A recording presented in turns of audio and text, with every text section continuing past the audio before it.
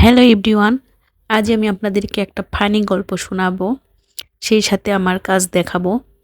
এগুলা সব আমার নিজের হাতের করা। তো গল্পটা আগে শোনেন। তো আমার একজন সিনিয়র আপু ছিল। মানে আমার পরিচিত একজন আপু ছিল। তো এই আপুটা আমার মোস্ট অফ দ্য সিনিয়র। অনেক আ হচ্ছে এজের গ্যাপ। আম অনেক এজ বলতে অনেকটাই। মনে করেন যে ১০-১২ বছর এজের এরকম গ্যাপ। তো উনি আমার হচ্ছে পরিচিত কি কারণে উনি আর আমি একই জায়গায় জব করতাম, একই ডিপার্টমেন্টে। তো উনি আমার একই ডিপার্টমেন্টে হওয়ার কারণে উনি আমার অনেক ক্লোজ একটা কলিগ।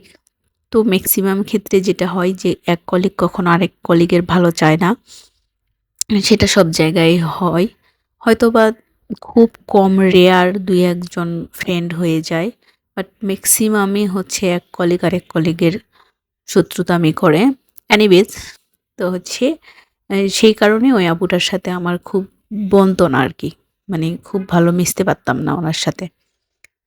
তো উনি আমার সাথে মিশতো না। উনি আমাকে সবসময় ডমিনেন্ট করার চেষ্টা করতো। তারপরে হচ্ছে ইগনোর করতো।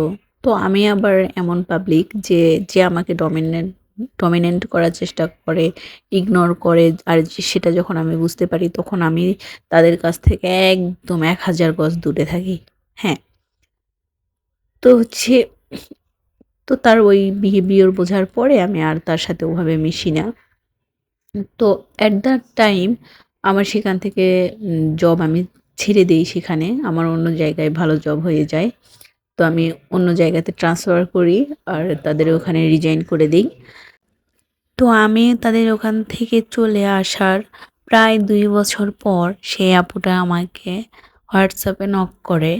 ১ম এ আমাকে হাই লিখে। তো তার নাম্বার আমার WhatsApp এ সেভ করা আছে। মানে আমার হচ্ছে ফোন বুকেই সেভ করা আছে। তো সেই সুবাদে আমরা তো সবাই জানি যে আমাদের ফোন বুকে কোনো নাম্বার সেভ থাকলে সেটা অটোমেটিক্যালি WhatsApp এ চলে আসে। তো এনিওয়েজ উনি আমাকে নক করে হাই লিখে দেন হচ্ছে উনি আমাকে একটা কল দেয়। তো কল দেওয়ার পরে উনি মানে কল বাজতে কলটা কেটে যায়। আসলে আমি ধরতে যেয়েই মানে রিসিভ করতে পারি নাই আরকি। একটা কাজে ব্যস্ত ছিলাম। তো কলটা কেটে যায়। পরে আমি তাকে খুব সুন্দরভাবে সাথে অ্যান্সার করি, সালাম দেই। দিয়ে বলি, "আপু ভালো আছেন কিনা? আপু কি কিছু বলতে চান?" তো সে আমাকে রিপ্লাই দেয় এরকম, "আমি ব্যস্ত আছি রে।" তারপরে প্রায় ২-৩ দিন কেটে যায়। তার ব্যস্ততা আর হচ্ছে কাটে নাই। তো আমার আসলে এইসব বলার ইচ্ছা ছিল না। বাট বলতেছি একটা কারণে আমার কাছে খুবই ফানি লাগছে যে আমি যখন তার কাছে ছিলাম সে নিজে থেকে আমার সাথে মানে রাফ বিহেভ করার চেষ্টা করতো। সে ডমিনেন্ট করার চেষ্টা করতো। সে হচ্ছে আমাকে মানে সবসময় আমার পিছে লেগে থাকার চেষ্টা করতো। আর সে নিজে থেকে আমাকে নক করেছে আমার সাথে কথা বলার জন্য। যখন কিনা আমি নিজে যেচে তাকে খুব সুন্দরভাবে ইম্পোর্টেন্ট দিচ্ছি, কথা বলছি, তখন হচ্ছে যে সে আমাকে ইগনোর করতিছে।